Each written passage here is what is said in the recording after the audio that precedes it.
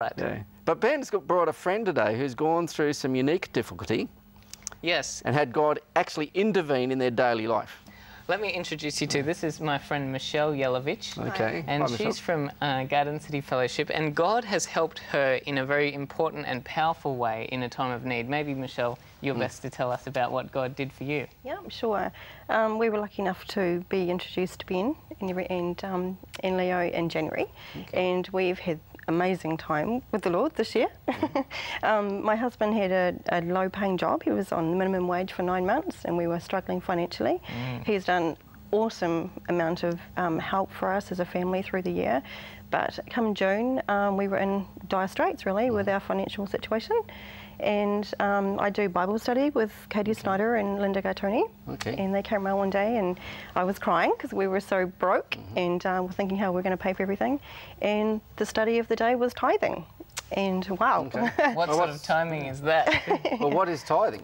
Tithing, where you give 10% of your salary to the Lord, and give it back and everything. And you got this news on the day that you were so upset because you're so broke. Okay, but I got to ask the question. I've got friends who ask me this kind of question.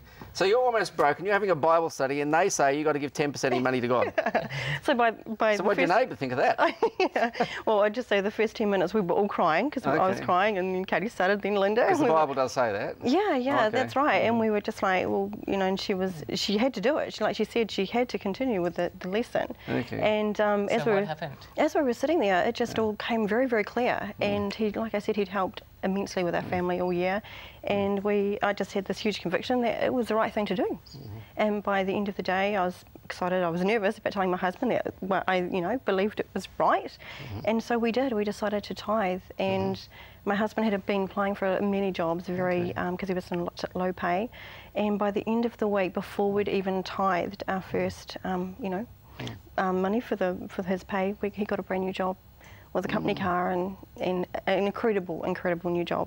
Oh. Wow. So we were like, okay.